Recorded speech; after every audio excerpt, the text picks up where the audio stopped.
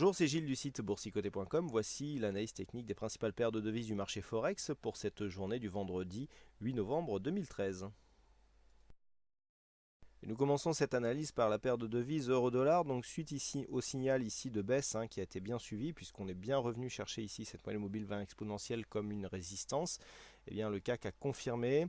Petit rebond technique, on était vraiment en pleine dynamique baissière, ici il n'y avait pas de survente. Et puis on est revenu ici rechercher une zone de point bas, même si on n'a pas touché ici le point bas des 1,3294. Eh bien, les cours continuent donc sur une dynamique plutôt baissière. Alors la dynamique est plutôt bien orientée, on pourrait penser ici qu'il y a survente, mais pas du tout.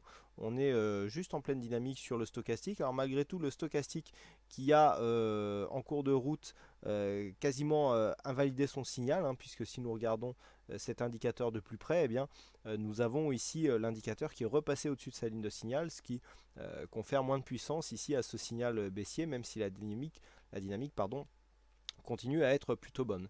Par contre, ce que nous avons eu ici, c'est une rupture de cette zone des 1,3382. Hier, j'ai attiré votre attention sur le fait que nous avions un test. On était revenu et ensuite on avait provoqué un petit rebond technique. Et bien là, on casse cette zone, mais cette fois-ci, on reste en dessous et on continue à osciller donc sous cette zone. Donc là, clairement, nous avons une continuité baissière qui est en train de se faire avec donc des zones de support qui ont été attaquées et des niveaux, une tendance qui devrait normalement continuer à marquer de nouveaux plus bas.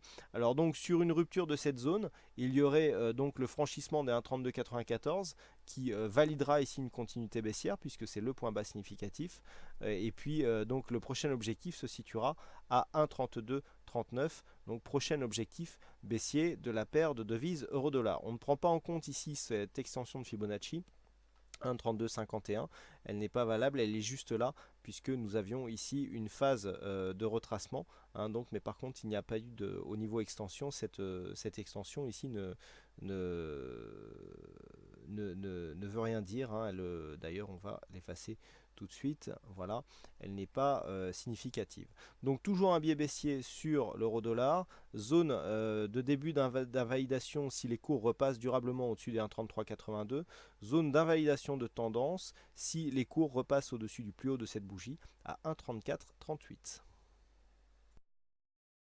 Avec un mouvement de baisse qui est mieux répercuté aujourd'hui sur le câble, puisque la paire de devises ici, livre sterling contre dollar américain, a répliqué ici la baisse que nous avons eue sur l'euro-dollar. Alors la différence, elle est toute simple. Hier, nous étions sous l'influence de l'euro, puisque c'était la Banque centrale qui avait fait le marché. Aujourd'hui, les cours réagissent plutôt à une hausse du dollar. Donc qui dit hausse du dollar dit baisse ici du câble. Donc avec cette baisse ici qui est tout à fait logique. Alors, les cours sont revenus ici sur cette zone des 1,5972. Phase d'exagération, on est en train de créer une hors-bol. On devrait avoir ici avant la fin de la séance un rebond technique qui nous ramènera vers 1,60,25. D'un point de vue de la tendance de fond, bon, il n'y a pas de grands changements. On est toujours ici dans cette évolution en range suite à une dynamique haussière qui a été quittée. Alors, par contre, là, ce qui change, c'est que en général, sur les récents contacts ici que nous avions avec la zone basse, on remontait un peu plus haut dans le range pour aller tester une zone haute. Là, si les cours restent ici au-dessus du 38,2, alors on est sur le 38,2 ici de l'intégralité du range, ce qui correspond pour la phase de baisse ici au retracement des 61,8%. On va les tracer tout de suite pour vérifier ça. Voilà, on voit bien que donc les retracements ici sur la tendance directe nous donnent bien ici un contact avec le retracement des 61,8%. Donc comme je le disais à l'inverse où d'habitude lorsque nous avions un contact sur cette zone basse, on remontait vers la zone haute. Là, on s'arrête sans casser le retracement des 61,8. Donc là, si les cours repartent ici et reviennent sur la zone basse, il y a risque de cassure sur cette configuration technique et donc nouveau point bas et donc sortie de cette tendance neutre moyen terme, tout simplement puisque nous n'avons pas cassé le retracement des 61,8, donc il n'y a pas de probabilité accrue de revenir ici sur les 1,6248. Donc là, le fait que l'on rebaisse, ce qu'il faudra surveiller, c'est cette zone ici des 23,6 qui s'impose pour l'instant toujours comme zone de support, non loin ici de la zone des 1,5972 qui est une zone majeure. Si ces deux zones étaient cassées, on reviendrait potentiellement assez rapidement sur la zone des 1,59. Une cassure ici de cette zone des 1,59 eh bien, validerait une sortie du range baissier, bon, si tant est que la cassure aura a une volatilité et une amplitude suffisante. Et sur le dollar yen, eh bien, nous vérifions bien ici l'impact du dollar donc sur l'ensemble du marché, hein, puisque je vous indiquais une hausse du dollar. On le retrouve bien ici sur cette paire de devises dollar yen qui remonte assez fortement. Donc du point de vue de la tendance, par contre, on a cassé la dynamique, même si on a inscrit un nouveau plus haut hier, eh bien, on a cassé un point bas significatif et on a cassé aussi celui-ci. Donc là, clairement, par rapport à l'intégralité de la tendance, on est toujours dans une phase très hésitante, hein. Ça fait un bon moment maintenant que je vous dis que eh bien, suite à une belle phase de hausse, eh bien, le cross de devise dollarienne devient à mon sens assez difficile à cerner et surtout sans réelle tendance, avec des mouvements un peu erratiques. Sur cette phase, eh bien, on a confirmation en tout cas qu'il y a énormément d'hésitation dans ce marché, puisqu'après ici la baisse des cours hier, eh bien, on a assisté à une remontée qui a quasiment repris toute la hausse dans les amplitudes de la séance d'hier.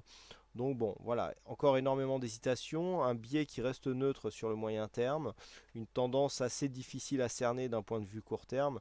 Il me semble qu'il faut attendre un directionnel un peu plus marqué et un peu plus lisible pour prendre des positions et surtout en proposer, en tout cas pour ma part. On voit une alternance ici de contact avec les bandes de Bollinger supérieures, inférieures, des indicateurs qui sont assez partagés, qui sont relativement neutres dans l'ensemble. Donc à mon sens, le schéma n'est pas assez clair pour vraiment aller chercher des points d'entrée et des points de sortie. Par contre, ce que l'on peut se remémorer, c'est que sur une rupture ici de cette zone des 99, eh bien, nous avons toujours la zone psychologique des 100 yens pour 1 dollar avec une résistance à 100,80 qui pourrait être atteinte donc une reprise de la dynamique. Voilà ce que nous pouvons dire sur l'analyse technique de ces principales paires de devises du marché Forex. Il ne me reste plus qu'à vous souhaiter à toutes et à tous un bon week-end, bonne chance dans vos prochains trades, et on se donne rendez-vous dès la semaine prochaine pour d'autres analyses techniques en vidéo. Bonsoir à tous.